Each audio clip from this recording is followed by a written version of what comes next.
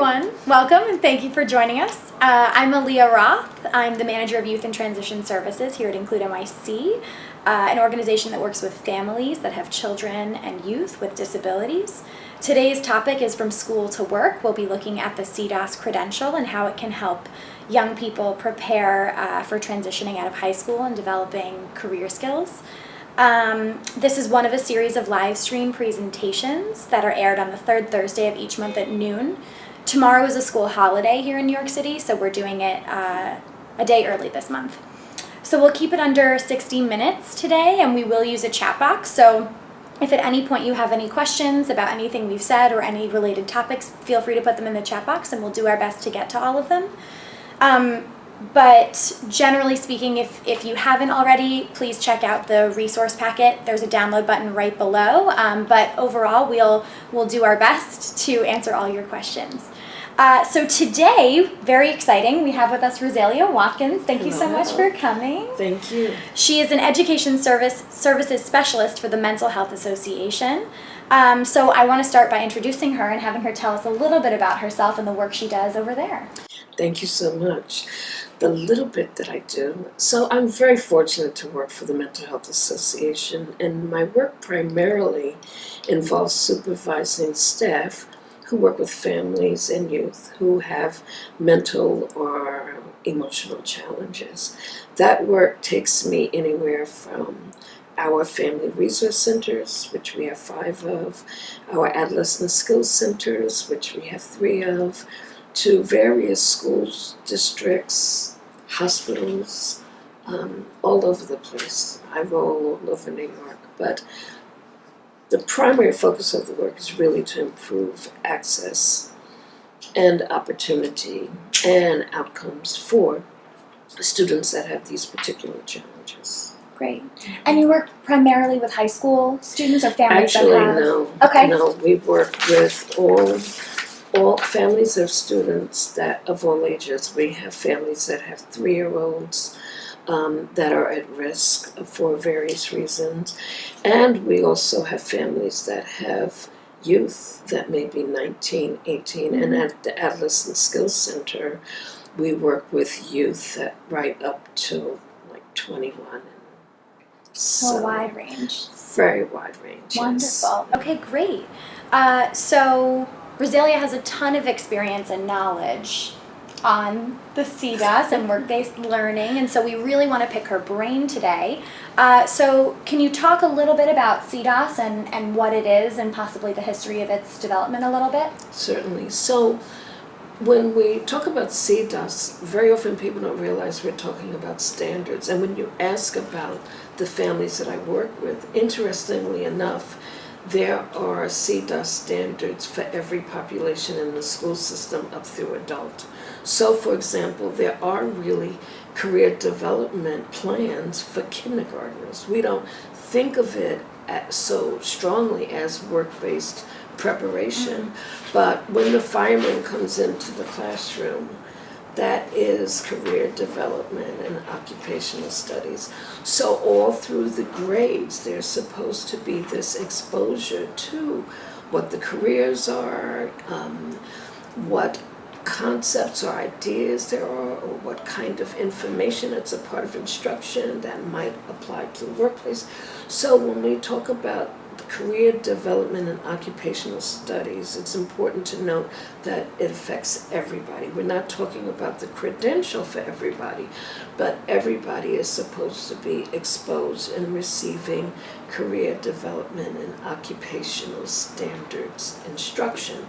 So that might be integrated learning opportunities where the teacher is helping a student bridge the gap between the actual work that they're doing and how it might apply to the workplace. And then there's this huge caveat of universal foundation skills that are part of CDOS. So one example is basic reading. So in order, we take these things for granted, but basic reading, basic processing, soft skills like how to get along with other people. So when teachers in middle school are trying to move students around to groups and expose them to different scenarios where they have to work on projects with others, we don't think about that as work-based preparation, but actually it is. For some of our children that have distinct needs, something like that is very challenging. Sometimes our children, our students want to work by themselves.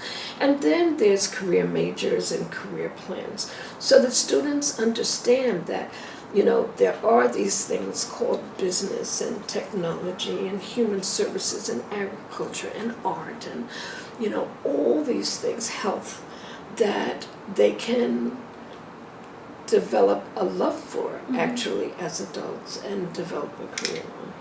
Okay. So is that something that has to happen with CDOS? Do students pick a career major and then explore that in their hours? Eventually. So I just spoke about CDOS. If we're talking about the actual CDOS credential, the credential itself really gives students an opportunity to pull everything together and to create not only a career plan, but also this thing called an employability profile, which is this complex matrix of all of their experiences and what they learned and what was challenging.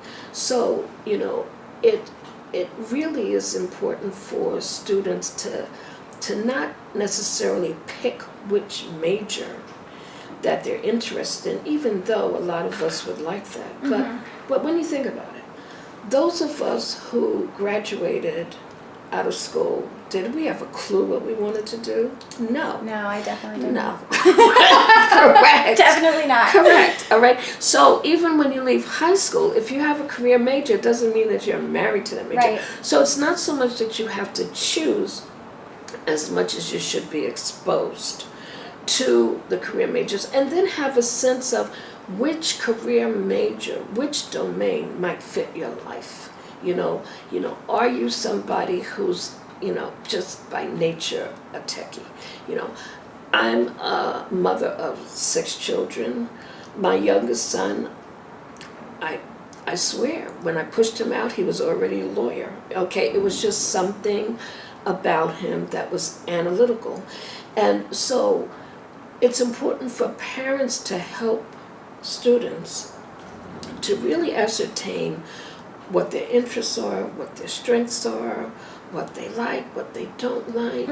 You know, they have to be exposed to the majors in order to make those kinds of observations about themselves. But CDOS does not require that you be married to one of them. You have to demonstrate that you've explored them, and to a certain degree, proficiency. Right. Okay. That's great. So it sounds like career development and occupational studies, like you said, is this theme that weaves through from kindergarten up until high school.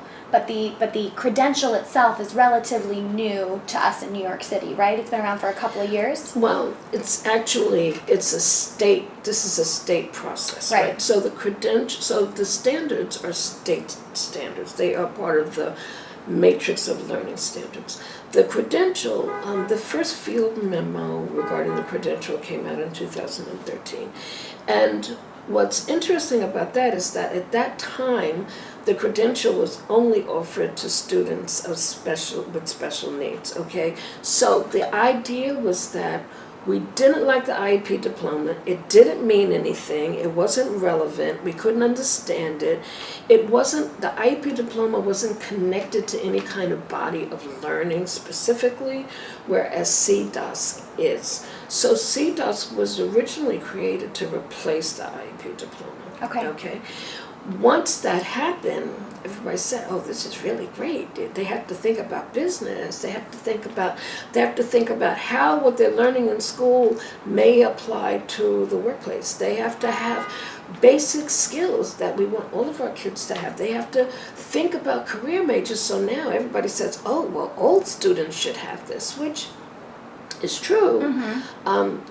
However, linking it to the credential allowed the state education department to say these are the requirements to get it. Okay. Okay, this is what you have to do to get it. So we went from CDOS being for special needs students to then it being open to everyone. And then in 2016, we had CDOS plus 4, which is you pass 4 basic Regents exams and you have you meet the requirements for CDOS curriculum along with your regular high school seat time, and you get a CDOS diploma. So it's an alternate pathway that actually adds on to a local diploma. Okay, great. And so I want to talk a little bit about, so the 4+1 is something that high school teachers have expressed a lot of interest in because it seems like it combines both the academic rigor and standards of the Regents, but also gives students a tangible opportunity to explore their career interests. But can we dive a little bit into that conversation as to how CDOS is, what are the benefits, how is it useful, how is it valuable to our young people? Well, CDOS is valuable to everybody because it really, the whole concept of integrated learning, to have the opportunity to say how this English might relate to something you might be interested in later on, is just a huge concept. Now, as parents and as educators, many of us thought this was happening all along. We thought, oh, they're learning about content subject areas and they are applying that to the world of work. But actually, CDOS was, in my way of thinking, was the first major thrust that allows students, teachers, and parents, but especially students, teachers and parents. Parents were coaches, teachers are teachers. Our job is to kind of help students pull all this together.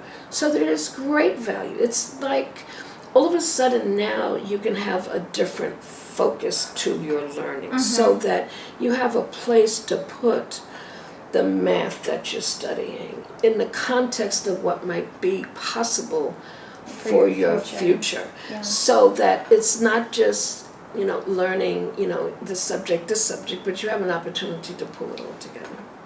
So can we dive into the nitty-gritties of CDOS? How do students obtain it? Sure. Because that all I think sounds incredible. But let's make sure our audience knows exactly how students obtain a CDOS credential. Correct. So it's you're studying these occupational studies throughout your instruction if you are in New York State. Correct. When you get to 9th grade, that's when you start to begin developing all of your CDOS credits and experiences that are going to lead to a commencement credential. Having said that, there is a state Ed Rubrics that looks at certain outcomes through the integrated learning, universal foundation skills and career majors and plans. In this matrix, there is a column that looks at your experiences as a 5th or 6th grader, but most of the work starts at 9th grade. Okay. So at 9th grade, and it's interesting because I don't know how many people when they, families and when we have that IEP meeting, the first one in high school, I don't know if CDOS even comes up at that time. Because remember, we can't really say who is responsible for CDOS in New York City in all of the schools. In the state regulations, it puts the weight on guidance counselors, and to tell you the truth, I don't want to put anything else on the guidance counselors. They have enough. They have enough. And in CTE schools, there are people around that can work on gathering all these components for CDOS credentialing. In your regular high school, however, I still remain confused who's responsible for doing that. Similarly, I remain concerned about students that are in high school equivalency programs. Okay? So in our Adolescent Skills Center, we have a separate vocational program, but that vocational program hasn't been linked to provide CDOS credentialing at this time.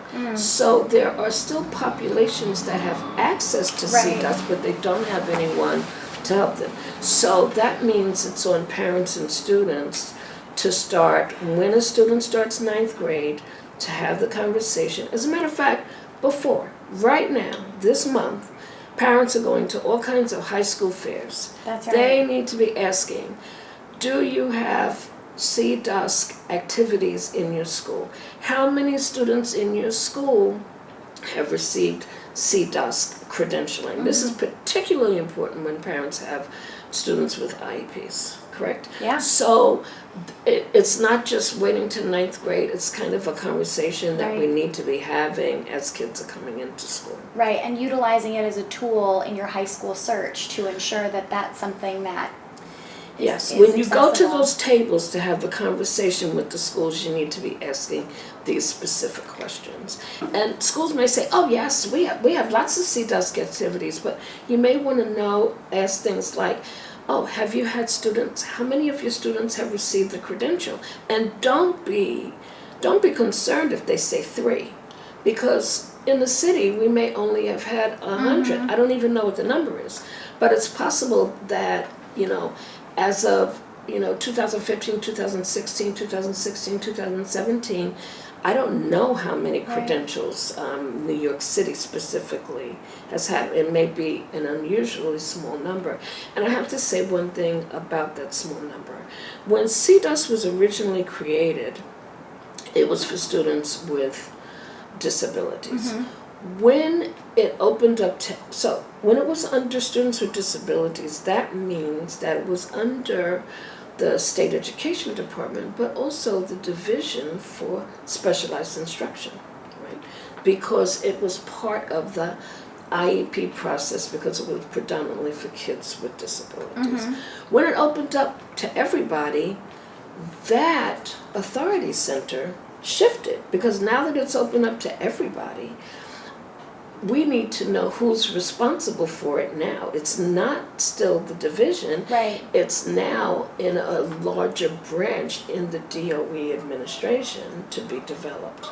Okay, and that's one reason why the numbers may also be low, because you started out as a special ed process and you had X number of students, then you opened it up to all these students, and it's unclear. It's unclear who's responsible, and that's a lot of work. It's a lot of work to work on this, and we don't have specific people in the system doing the work unless it's in a CTE school. Right. So I think that's really important to note, and something that we want to talk about with parents as they're getting ready to apply to high school with their young people, is having those conversations with schools, not just do you offer CDOS, but how many students, and to not be alarmed if and when it's a small number, but to ask, how do you support young people in obtaining the CDOS? What does the process look like at your school? And I think that's all excellent. And also, what are the work-based learning activities that your school has been involved with, and how do you keep those going? And I also want to say that I think this is important for not just parents whose students, are entering 8th grade now. I want to encourage parents of 7th graders to get a jump start on this high school process and inquiring about CDOS and other things. Yeah. And speaking of work-based learning, we talked a little bit about that. And we talked a little bit about how work-based learning is a little bit, especially if you're not looking at CTE schools or you're not in a CTE school, obtaining opportunities for work-based learning, because that is a component of getting your CDOS. It's a significant component, because you need something like 216 hours of work-based learning experience. And if a lot of that is coursework, like in a CTE school, that's fine, but you have to, if you have courses that address work-based learning and you have maybe, 100 and some odd credits, you still have to have minimum of 54 out-of-school work-based learning experiences. And one of the things that makes it so difficult is that, sometimes we think job shadowing is work-based learning, and it's not. Okay, it's not, because it's not supervised by a teacher. or guidance counselor. It's not because it's not necessarily related specifically to instruction. So a work-based learning activity has to be related to instruction in the school, and it is supposed to piggyback off of the experience in the school. Similarly, the teacher has to work hard with that provider. There has to be a training plan, that has to be student evaluation process. It has to be clear what the communication is going to be between the school and between the work industry. It's complex, and even finding the teachers that can support this is challenging, as we discussed earlier with the transfer schools. Right. So whose responsibility does it fall on for finding work-based learning opportunities? What does that look like in the schools? It's so interesting because in preparing for this webinar, there's so many questions that I have to say I don't know, because in many ways CDOS, globally CDOS, the field memo came out June of 2016. So who's responsible for CDOS activities? I would suggest that parents really go to their superintendent and ask the superintendent, who's responsible for CDOS activities in this middle school or in this high school? I think it's a question that we, as parents, as advocates, as supporters, have to encourage. We have to go to the superintendent and encourage parents to do that, to find out who is responsible. In terms of work-based learning activities, as I mentioned before, DOE had a CTE advisory, and part of that CTE advisory was a little committee for students with disabilities. However, if you look at the large group of industry, these were people from unions and various corporate and municipal structures throughout the city. I just don't know how they are supporting the schools that do not have CTE. And that's really the question. How are students with or without disabilities who are in general or special ed settings going to have access to CDOS activities and work-based learning if we don't know exactly who's responsible for it? Now, on DOE's side, I know they're setting up transition centers, and maybe those transition centers can help with that connection. I know some of the people that are working on that are dedicated to students with special needs, but I don't have the specific answer to give to you or our viewers today. And maybe that's something that, in addition to asking about CDOS when you're in 7th grade at the IEP meeting and in 8th grade at the high school fairs, work-based learning is something that we would heavily encourage parents to start looking into. Yeah. And very often we think, I have a friend who works here and she said that, my son could work there. There has to be a plan. It has to be supervised by somebody, by a pedagogue, by somebody with a license. And it has to be really specific about what the goals of the experience are and what needs to be achieved in order to say that those goals were met.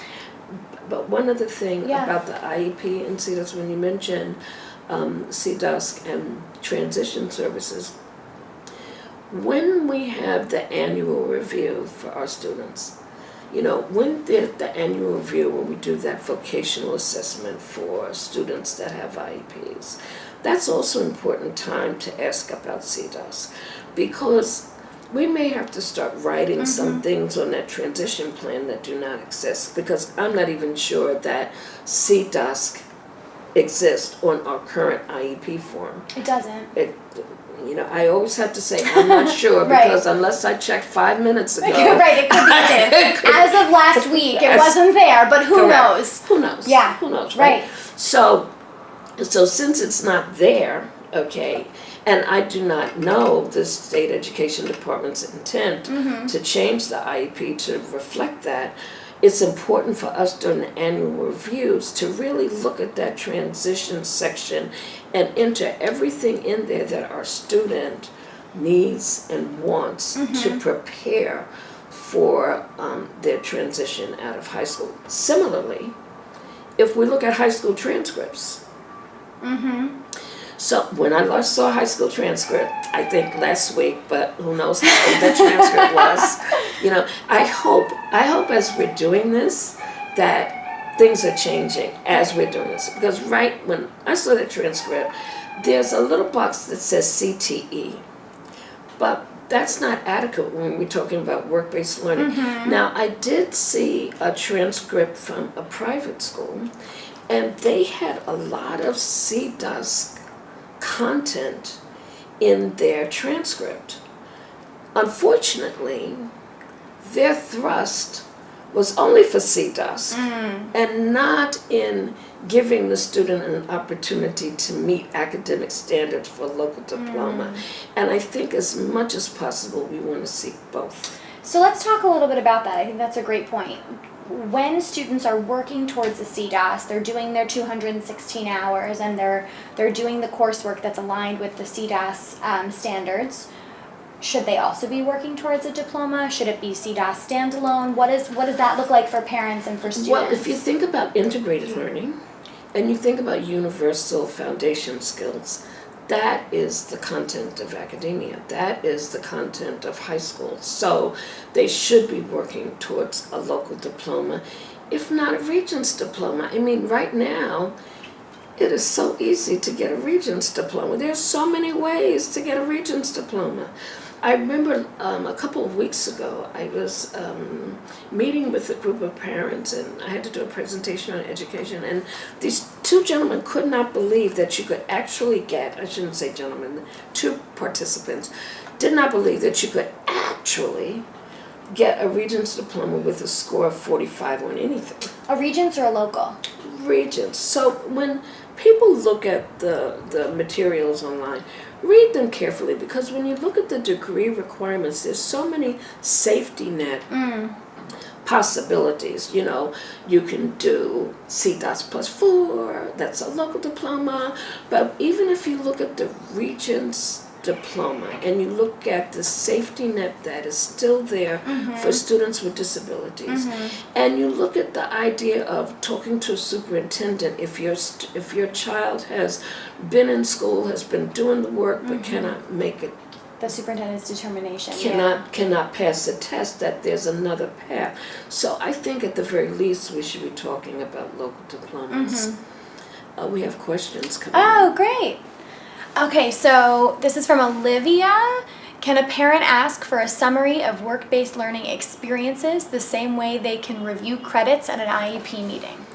So I want to say yes, but I don't know how. So this would be my suggestion, okay?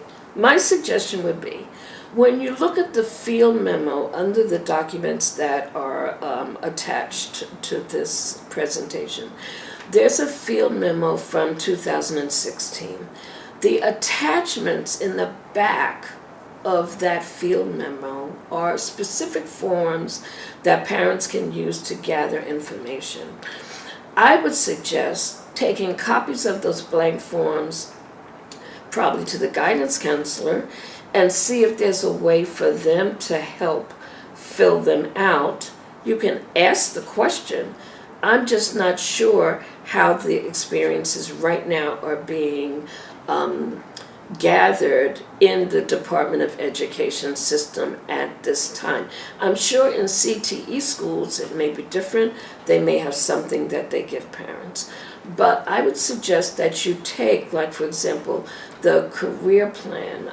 There's also a document under career development and occupational standards that sets up a rubrics of what are the outcomes, the measurable outcomes that are necessary by grade, 9th, 10th, 11th, 12th. This is the document that also has the 5th and 6th grade, where you can gather information to see how the students lining up. In terms of the work-based credits, You can also discuss it with the guidance counselor and ask them if they have work-based learning activities in the school. If your child is fortunate to be in a CTE program, they should be able to give you the work-based learning hours. And piggybacking off of Olivia's question, just so we understand work-based learning, would summer youth qualify as a work-based Yes. learning? Would those opportunities through the Department of Education? Yes. Okay. Yes, summer youth would qualify because DOE qualifies itself. Okay. Great. I mean, it's, yes, that would definitely qualify. So that's something too to look into, is if your school offers opportunities for summer youth, that would be something that you can add as a component to your transition plan. That's correct. That's correct. And the weight of it would vary on, was there a plan to put you there beforehand? Were there specific goals of that work-based learning, and to what extent is it measurable in terms of a student evaluation? But it does count as work-based learning. To what extent it is, how many credits it receives would depend. It depends on the specific circumstance. That's correct. But it depends on those specific answers to those questions. So it's a lot easier. So if a student is in high school and they're in 9th grade and they do summer youth, it's a lot easier for somebody in high school to grab that experience and break it down in terms of the work-based learning credits that the student needs. If the student, on the other hand, is in, further up the line in high school, it may be harder for somebody to do that. Okay, great, thank you. So, given all of this, I want to talk a little bit about the challenges that we're seeing with CDOS a little bit, but before we get there, I want to make sure that our audience members understand what a CDOS gives you when you leave. So let's say we have a student who is leaving high school with a CDOS and no diploma. What does that give the student? So what that gives the student is a credential that says they have been exposed to work. It says that they have universal foundation skills, including the soft skills needed to get along with others, to work on projects, to complete tasks on time, different things like that. They've been exposed to career majors. It says that they are ready for work. Just as the national exams demonstrate proficiency for, let's say, you are ready and qualified to work. That's what CDOS does by itself. However, a CDOS student who graduates can still go back to high school to work on a diploma up to age 21. Certainly, if they are closer to 21, they could go to a high school equivalency program. My challenge is that when we think about universal foundation skills for CDOS, we need to make sure that students are reading up to a 6th grade level, okay, and math and reading, and that's a huge standard. So if a student isn't on 6th grade level, they're not going to be tested. They're not going to be able to get, they're not going to be able to get into a high school equivalency program. What I'm saying is that in getting a CDOS, the only thing that really concerns me is when a person gets a CDOS, what does their reading level have to be? So I don't see anything in the regulation yet that says what the reading level assumption should be for reading and math. But if in order to obtain the CDOS? No. Well, in order to obtain the CDOS, but after the CDOS, in order to get a high school equivalency. So in other words, you can get a CDOS, but if you're reading on a 3rd grade level or 4th grade level and your math is on a low level, when you're done with the CDOS, how do you prepare for a high school equivalency? That means you have to go to a literacy program. Unfortunately, when we think about instruction, we think about you come to school, you learn, we're going to give you everything you need, you're going to turn 18, you're going to exit out of high school, and you're going to be set, okay? And so many times students are not set. And so many times what they don't want to hear is that they have to go back to school for anything. Right. They're Right. just done. And I can understand that. Right. But as policymakers and advocates, we have to really think, because even though the CDOS gives wonderful opportunity to students to really show off their strengths and their interests and wrap their experiences around that to develop a path as an adult, we still have to be realistic about reading and what the reading level is. And are they going to be able, if they graduate with a CDOS only as a student with disability, what is the plan to get their reading level up? So you graduate with a CDOS credential, and then you go to VESID and you get into a program to bring up reading, and then you, after that, then you try to get into high school. The path is very murky for students who have low reading levels. And I think that's a great point with, oh, we have another question. I think that's a great point, though, before we get to Jacqueline's question, that a lot of times when students with a CDOS or not, when they're applying to some of these vocational training programs, there is a minimum reading requirement. So even with all of this experience and exposure with CDOS, reading and literacy and math scores are still vitally important, especially if they want to go on to a lot of these vocations. Is that right? That's correct. Right. That's correct. Right. So, do you want to read Jacqueline's Yes, question? let's read Jacqueline's question. So do you CDOS partner with community colleges? Oh, do CDOS? Yes. Oh, okay. So /CDOS. it's potentially an interesting opportunity. Let me just say it that way, because when students leave high school and they have a CDOS credential, very often they may have to go to CUNY START or someplace to try to get the high school diploma so that they can continue on. There are community programs that have work-based learning opportunities through the Adult and Continuing Ed Department that might be an opportunity for us to partner with. Right now, I don't know that we have such partnerships, but I thank you, Jacqueline, because the fact that you're calling and asking this question reminds me that maybe we need to be linking with community colleges as a source, particularly of work-based learning in schools that might not have CTE involvement. Great. I hope I answered your question. Let us know. Oh, let's talk. Great, we'll talk after. Okay. Yeah, I think that's interesting. There is also, not to get too far off topic, but the college experiential opportunities through Think College, which students with CDOS can attend. But looping back around to some of the challenges, so in terms of implementation, what are you seeing are some of the challenges? We spoke a little bit about it, but are you seeing any major themes or challenges with CDOS? Yes, the major themes that I'm seeing with CDOS is the fact that I'm not seeing everything that I need to see to know how real it is. In intent, it's clear. It's there in the law. I think the challenge is, for me, when we talk about students with integrated learning, I think as an advocate, where's the integration of this process so that when I see it on a transcript, then I know it's real, right? When I see it on a report card, I know it's real, But without those kinds of infrastructure evidence or occurrences, I hope we're not missing the opportunity.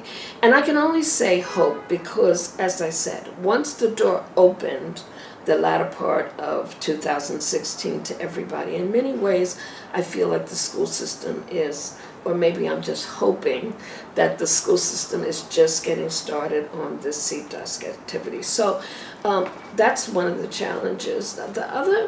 The other challenge, obviously, is with work-based learning. Who's going to coordinate work-based learning activities for students in schools that are not career and technical education schools.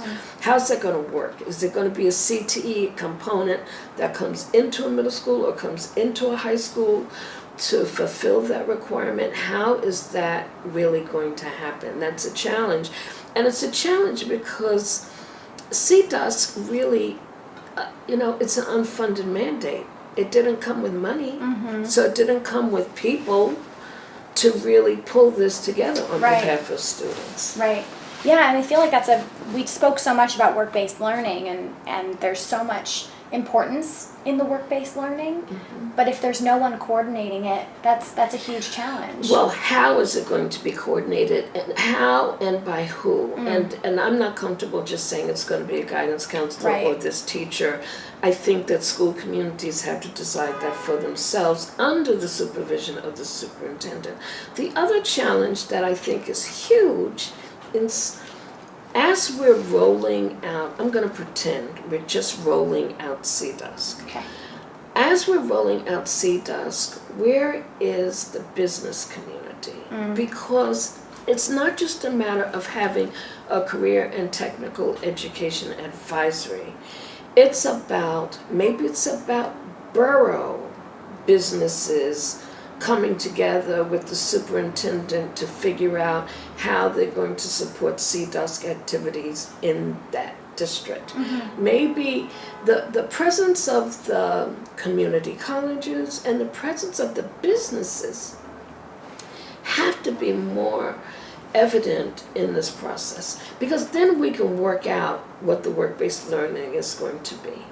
Also, then we have more hope for our students, because one thing that we know is everything is about relationships. Everything's about relationships.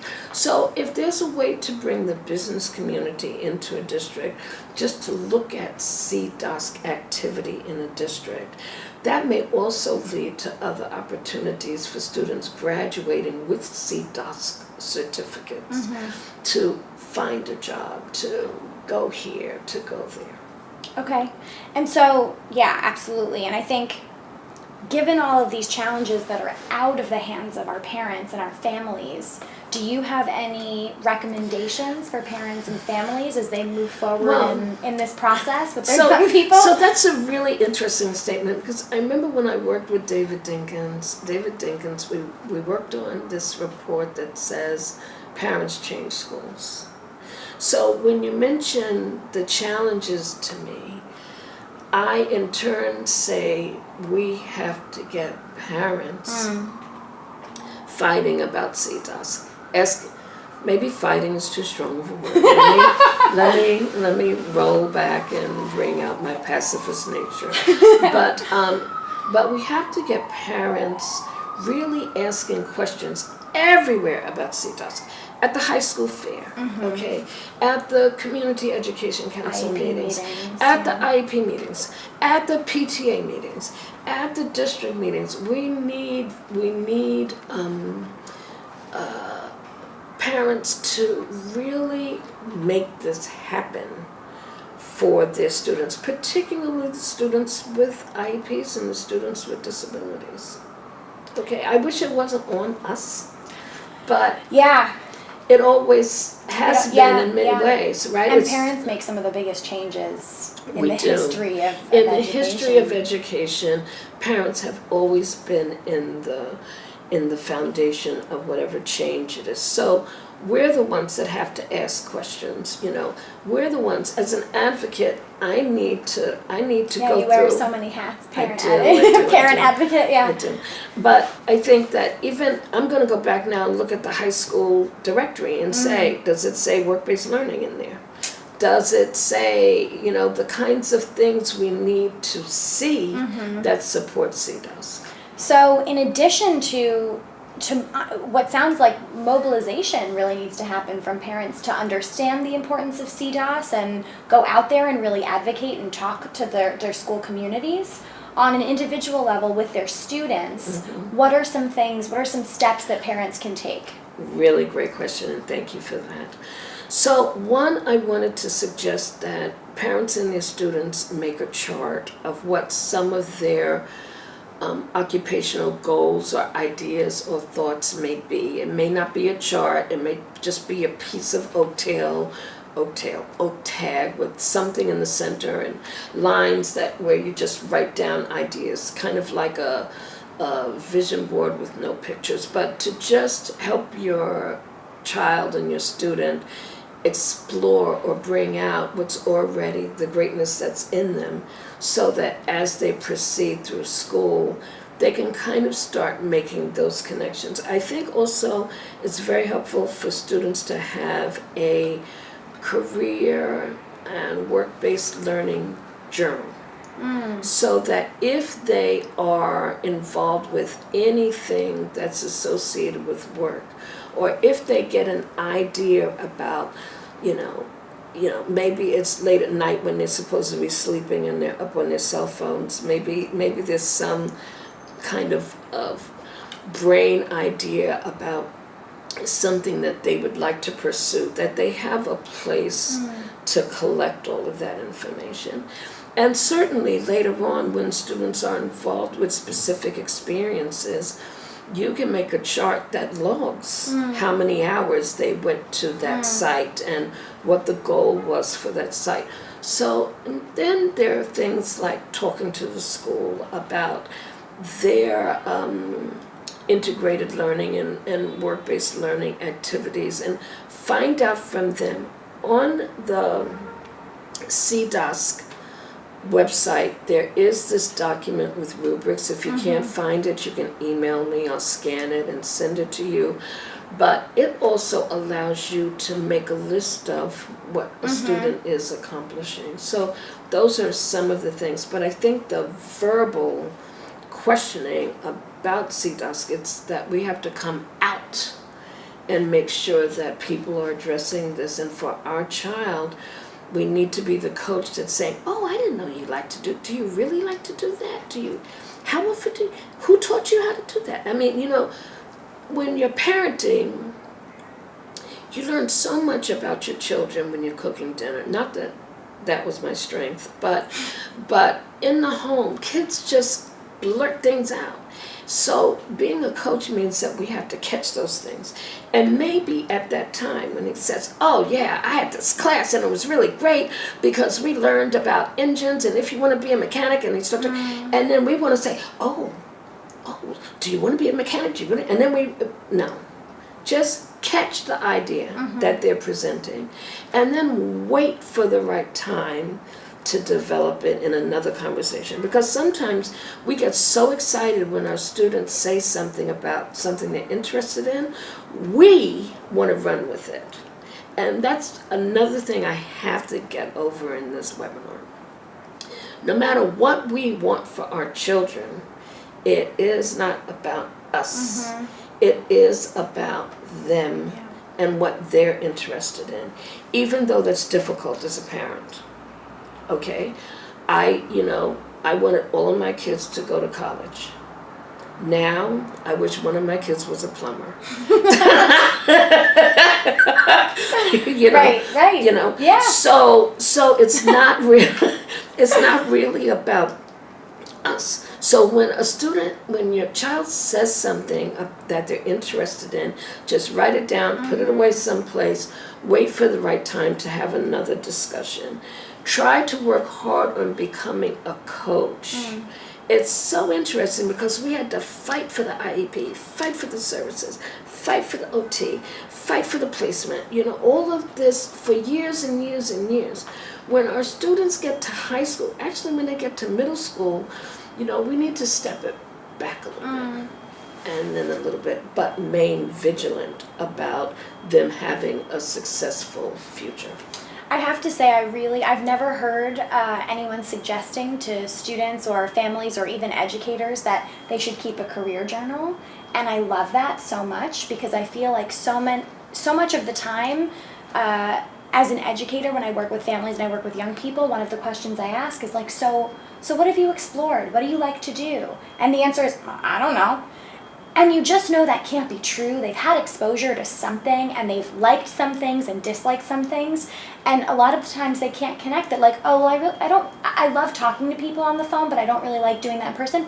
There are hundreds of jobs that are human resources jobs on the phone that they just don't connect the dots. They don't connect the dots. The other thing, too, about the journal is I think that the journal needs to have its own place in the house, not in the bedroom. Okay? And like a separate space for it. Some kind of separate space. Yeah. So when I had 6 kids at home, when I had 4 kids at home, teenagers at the same time, it was hard for me to keep track of what was going on with all of them. So I would have somebody, put their journal or whatever it was, their medical appointment, whatever it was, in some space. So while I was over here doing this, and they went to that space, I would know, oh, they're working on something. They are developing something. They have an idea. When it's in the bedroom, they can always have a diary, but this is different. Right. So somewhere in the home that says business yet private would be helpful. Maybe it's a box on a bookshelf. I don't know. Right. But it is helpful. Different. I love that. I think that's amazing, and I think that's a great suggestion for educators and pedagogues too. So in that vein, and I know we only have a couple of minutes left. Oh, Olivia Shaker, love this advice. Me too. I love that advice. So with educators, in terms of implementing the CDOS and tracking the CDOS and pedagogues in the school, do you have any advice now other than the journal, which is my new favorite piece of advice? I think that this is a very interesting response, but I want to say be realistic and get help. Because right now, where is the help for teachers to do this? Where's the support for teachers to do this? And that's something that they have to advocate through their union. It's something that they have to advocate for in their school leadership teams. Get together and create strategies for your school, because you can't do this by yourself. This needs to be a class and school-wide thrust. So I would say it's not just about having a work journal, but it's about getting support. Find out who's going to be helping with.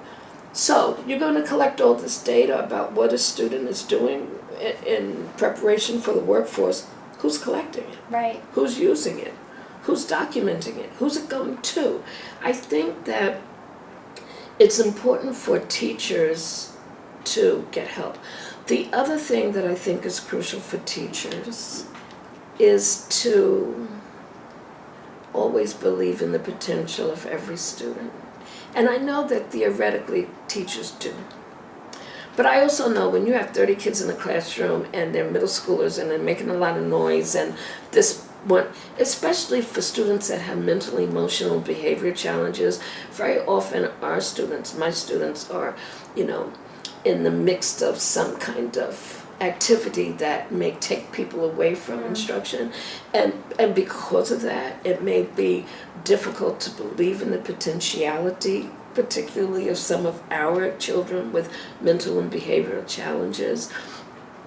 I would say just try to hold on to that. And last but not least, you became a teacher for a reason. And periodically you may have to review that. If you can't believe in the potential of every child, and if you can't, if it's just too difficult, that's okay too. So I would say get help, believe in children in your classroom, reevaluate where you are, how you feel about your teaching strategies.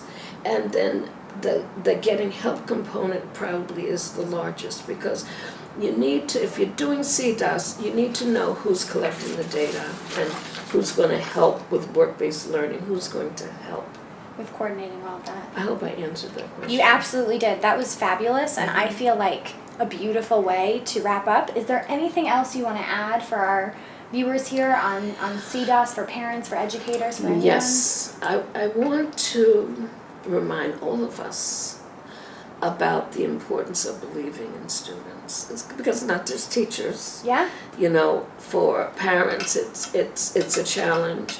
You know, you're trying to put food on the table, hold on to your job. You may have other kids. There's so much going on. Try to set aside time, maybe every 2 weeks. I like to say every paycheck. Don't buy a dress, you know. Go sit down with a cup of coffee someplace. Get yourself a book, 59-cent composition book. Start writing down thoughts about your child, concerns about your child, strengths you discovered about your child. Set aside time every 2 weeks just to think about your child. Now, if you have 3 children, you can't do all 3 at a time. Okay, it has to be one child. And if you're married, please do it together. You and the father or whoever is in your circle, take time, set aside time just to think about the child, where they're at, how you can help them, who they are, who they aren't, who you want them to be, which is a real problem, but it's important to be honest about that. But take the time to really explore where your child is at and to keep believing in their potential, because some children, success for them is, you know, learning how to breathe with a respirator, or, you know, learning how to go to school with a feeding tube, or, I mean, we have students that have challenges that we can't believe. But even those students, even my nephew, is learning every day. Every day that teacher comes in, that he is learning. My nephew is learning. Sometimes he's learning how to get his body in a swing. It varies, but we have to believe in the potential of all children. Wonderful. Thank you so much for your time today with Alia. Thank you. Fabulous. I'm so excited to be a part of this. Thank you so much. I would like to remind you about our next live stream, which will be, I believe, on October 19th. It'll be on the Thursday next month, and that'll be on supported decision making. So please join us, and we'll see you at our next INCLUDEnyc Live. Thank you.